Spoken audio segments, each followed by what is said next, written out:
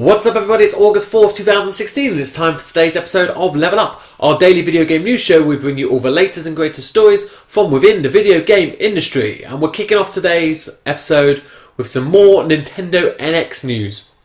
We discussed just recently how the Nintendo NX, the reports are saying that it's going to be a handheld console. It's going to have detachable controllers on it as well, and this same source is now giving us some information about the software that may be associated in the launch window of the Nintendo NX. We already know that The Legend of Zelda Breath of the Wild is coming out at some stage in 2017, but in addition to this, we now know that a new Mario game and a new Pokemon game will both be coming to the NX along with Zelda, all inside the first 6 months of the launch of the console.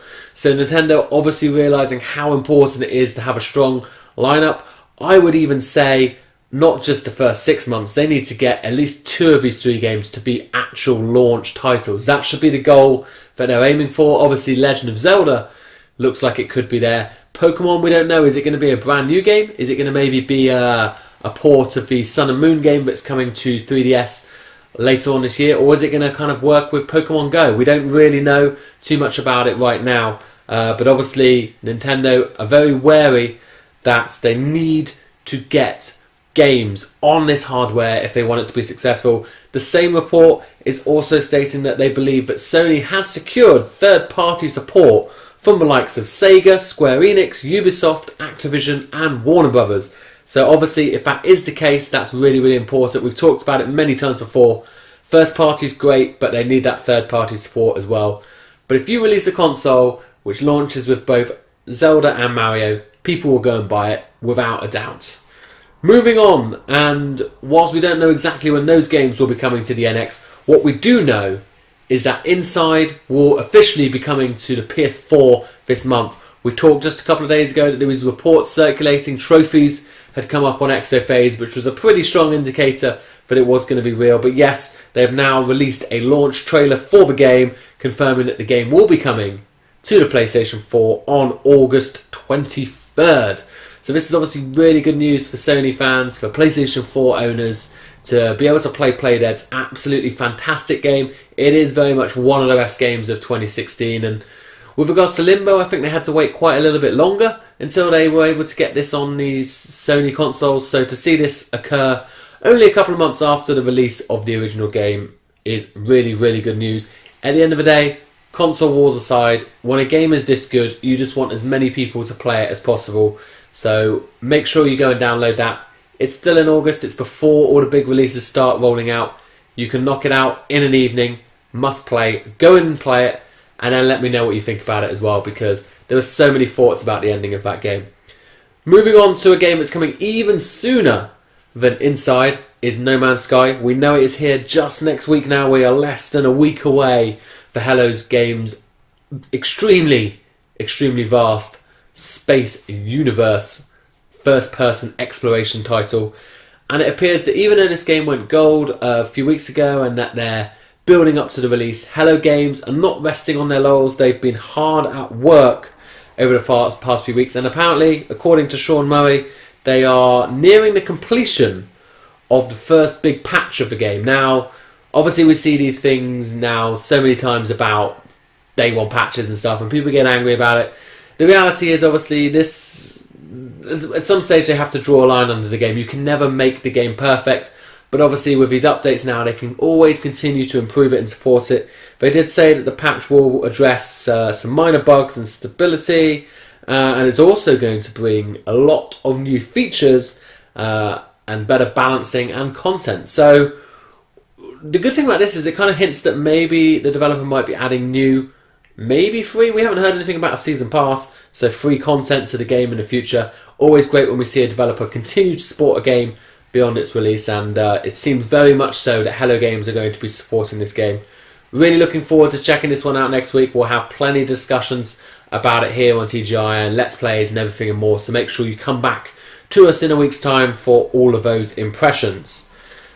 Batman, Telltale's Batman has been out now for a couple of days, but it appears that not for the first time, the Caped Crusader is having some issues on the PC. So if you remember, I'm sure you do. Well, if you're a PC owner, you definitely remember.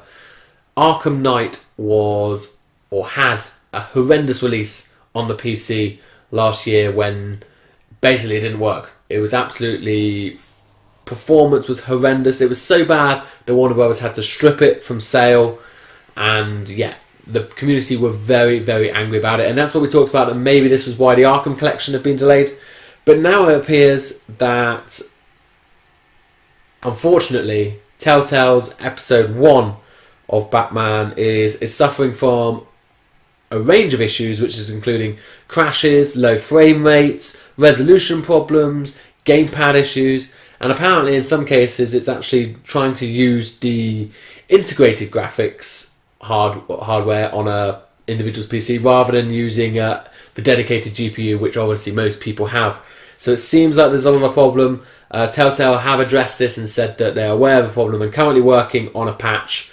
So hopefully this will be short-lived, unlike the Warner Brothers Arkham Knight fiasco. But it's still disappointing. Do they not QA these games beforehand? Surely they should have tested this. But some people would say this is why console gaming is superior to PC gaming, because you know it's always going to work. But irrespective, glad to hear that Telltale are working on this. Obviously, our PC gamers should definitely not be disadvantaged by this. But it's just more bad press on a game, unfortunately. But hopefully, like I said, this patch will be available very, very soon. And the final news item of today, EA, they have been talking about the Xbox Scorpio and the PS4 Neo. And basically, I think we've heard this from a range of developers, EA now adding their 2 cents.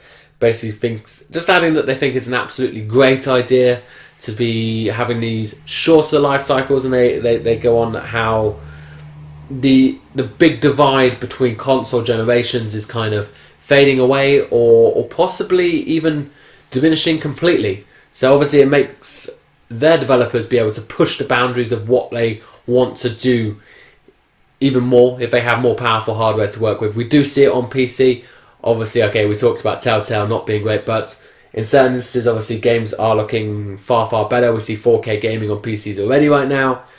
And, of course, it's going to make sense for the developers because, at the end of the day, they are artists. They want to make... They will have this vision of this grand thing, and giving them the more powerful hardware will allow them to achieve that ultimate vision. And I haven't heard really... We were kind of worried about, are people going to critique these and be worried about these because is it going to be the fact that they now have to make a game for 4 SKUs like Neo, PS4, Scorpio, Xbox One, or maybe PC as well, so 5 SKUs, rather than just the original 3, PS4, Xbox One, PC. But it seems most developers, at least publicly, are saying how they think it's a really great idea and that they love to see the shift in the console generation cycle as we know it. Obviously, with these coming next year, I believe this is a real shift in where we're going to be with console games. No longer are we going to have 7 to 10 year console cycles, and I personally find that the developers say they're happy with it. So at the end of the day, if we get better games, then everyone should be happy. And that's it for today's news. So let me know what you think about the prospect of the NX launching. If it did launch with a Mario, a Zelda, and a Pokemon, would you buy it day one? Let me know how excited you are for playing Inside. No spoilers in the comments, obviously, please. And let us know how excited you are for Scorpio and Neo. But for now, thank you very much for watching, everyone. Make sure you come back tomorrow for a brand new Level Up.